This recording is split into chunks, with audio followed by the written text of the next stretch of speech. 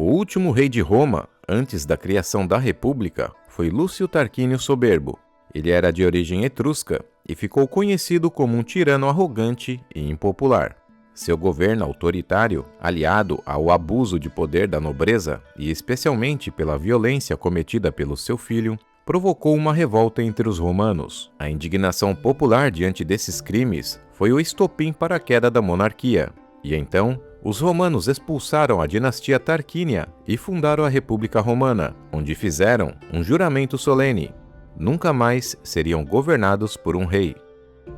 Esse momento decisivo na história da Europa Ocidental é marcante não apenas pela rejeição de um monarca tirânico, mas pela profunda compreensão de que o problema era o próprio modelo de poder absoluto.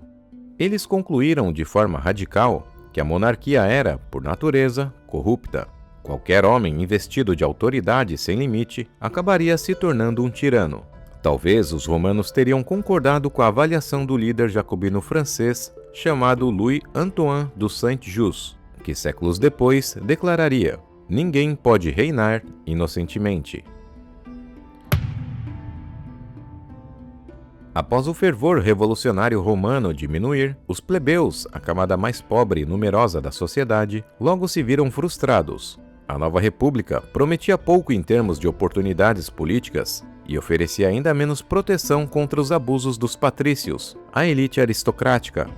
Sem instrumentos constitucionais para exigir mudanças, os plebeus recorreram a uma tática ousada: a secessão. Eles realizaram uma espécie de greve massiva, abandonando a cidade de Roma, recusando-se a trabalhar ou até mesmo lutar pelo exército romano. A mensagem foi clara: sem o povo, Roma não funciona. Logo os patrícios perceberam o desastre que se aproximava, com a cidade totalmente paralisada. O Senado, alarmado, enviou seus membros mais sensatos para negociar com a plebe. O principal mediador foi Menênio Agripa, que tentou convencer os revoltos com uma fábula. Todos os membros do corpo humano um dia se revoltaram contra o estômago. Acusaram-no de nada fazer enquanto ele se esforçava. Mas o estômago respondeu: é de mim que vem a nutrição que sustenta cada um de vocês. Eu não sou um parasita, sou um distribuidor. E assim, concluiu Agripa, um órgão que parece inativo, mas trabalha silenciosamente pelo bem de todos. Plutarco, o historiador, nos diz que a plebe foi convencida pela parábola de Agripa, mas é difícil de acreditar que um povo engajado num conflito de classes tão sério teria voltado atrás apenas por conta de uma metáfora bastante conveniente à elite. Logo após a secessão, foi criado o cargo de tribuno da plebe, com poderes para proteger os plebeus dos abusos da elite. Isso indicava que houve concessões reais, e não apenas discursos bonitos. A tensão entre os patrícios e plebeus eram constantes, mas o conflito interno foi sendo aos poucos amortecido por algo novo: a conquista externa. À medida que Roma conquistava os povos vizinhos e saqueava suas riquezas, os aristocratas descobriram que era possível comprar a lealdade dos plebeus através de mercadorias provenientes dos saques. A maior parte da riqueza saqueada ficava com os patrícios e seus aliados, mas os soldados plebeus recebiam o suficiente para sentir que estavam subindo na escala social. E mais do que isso, Roma agora tinha uma nova classe ainda mais oprimida: os povos conquistados, os aliados sem cidadania e depois os provincianos sem direitos. Os plebeus, embora ainda pobres, podiam se orgulhar de estar acima desses grupos, mas isso nada mais era que uma ilusão de ascensão social sustentada pela opressão alheia. A vitória de Roma na Primeira Guerra Púnica marcou um ponto de virada na história da República. Pela primeira vez, os romanos conquistaram uma possessão fora da Península Itálica, a ilha da Sicília. Atualmente ela é vista como uma extensão natural da Itália, mas há mais de 2.200 anos era um território profundamente estrangeiro aos olhos dos romanos, povoado por gregos e fenícios, e com uma cultura distante daquela que predominava em Roma. Diferente da forma como tratava as cidades aliadas da Itália, com acordos flexíveis e certa autonomia local, Roma decidiu seguir outro caminho com a Sicília. A ilha foi colocada sob domínio direto, como um território subjugado. Governadores foram enviados para administrar a região e seus recursos passaram a ser explorados em benefício direto da metrópole. A Sicília foi o primeiro passo em uma longa jornada de conquista, dominação e administração de terras estrangeiras, e também o início de um novo capítulo no expansionismo romano. Enquanto os aliados italianos deviam fornecer tropas para Roma, os sicilianos deveriam pagar impostos diretamente ao conquistador.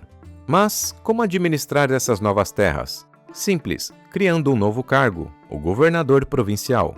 Essa inovação foi uma ruptura silenciosa com os princípios da República, que havia sido estruturada para evitar qualquer concentração de poder.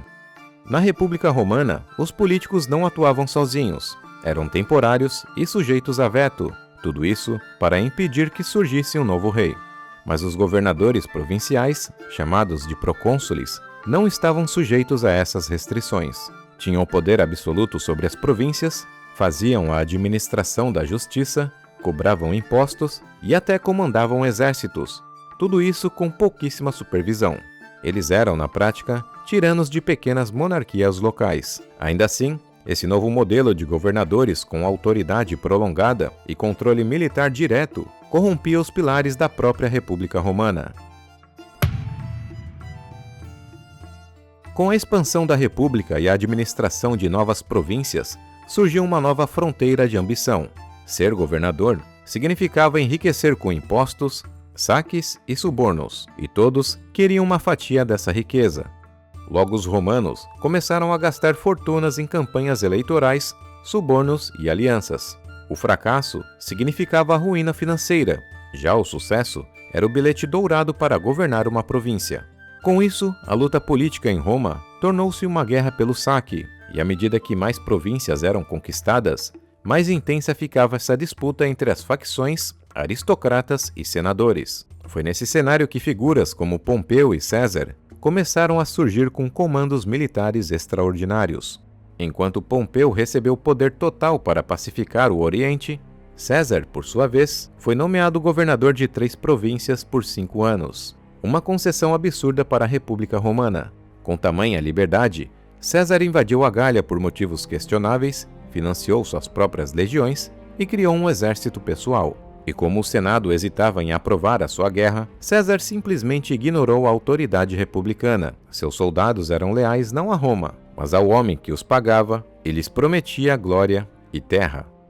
Eventualmente, Pompeu e Crasso também conseguiram comandos prolongados, e assim, as províncias deixaram de ser territórios da República e se tornaram reinos privados, dominados pelos senhores da guerra. Quando a Guerra Civil eclodiu em 49 a.C., tanto Pompeu quanto César afirmavam lutar pela República, mas os seus exércitos lutavam mesmo por interesses pessoais, e esse interesse era garantir que o seu general fosse o novo homem forte de Roma. A causa da liberdade republicana rapidamente se dissolveu diante das ambições pessoais e ganhos privados. Essa decadência não foi invisível aos romanos conscientes de sua época. O historiador Salústio, por exemplo, já denunciava os perigos da expansão territorial descontrolada, do enriquecimento súbito e da corrupção moral da elite. Ele entendia que o sucesso imperial desestabilizava os valores fundamentais da República.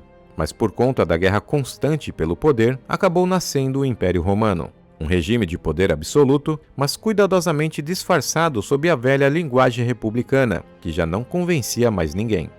Quando Augusto assumiu o controle, ele não proclamou o fim da República. Pelo contrário, manteve o Senado, os cônsules e todas as instituições tradicionais. Os nomes antigos continuaram a ser usados, como se nada tivesse mudado. Na prática, o poder estava concentrado em um único homem. As decisões mais importantes vinham do imperador, enquanto os antigos cargos se tornaram apenas símbolos. O Senado ainda se reunia, discutia e votava, mas sem verdadeira influência. Era um teatro político montado para dar legitimidade a um regime que já não precisava mais da aprovação dos cidadãos. A República sobrevivia na estética, mas o seu espírito estava morto. A tradição diz que a República foi vítima do próprio sucesso, mas a verdade é mais dura. Foi o pensamento republicano que cedeu passo a passo até culminar na centralização de poder. À medida que o império crescia, as ideias de liberdade, moderação e cidadania diminuíram. A autoridade de um só homem passou a ser vista como necessária, desde que ele a camuflasse com palavras bonitas. A liberdade morreu não com um golpe, mas com aplausos, e quando o povo percebeu, já estava de joelhos. A República Romana não caiu em um só dia. Ela foi corroída por concessões, silêncio, ambições e conforto. E o nosso mundo está mesmo tão longe disso? Talvez não tenhamos um imperador marchando com legiões, mas vivemos cercados por muitos que sonham com um trono e por multidões dispostas a entregá-lo, desde que não lhes falte pão e circo. Se não formos capazes de questionar as falsas narrativas e as eternas promessas por aqueles que estão há anos gerindo seu dinheiro para alimentar o próprio poder, então não seremos apenas espectadores da decadência, seremos os seus patrocinadores.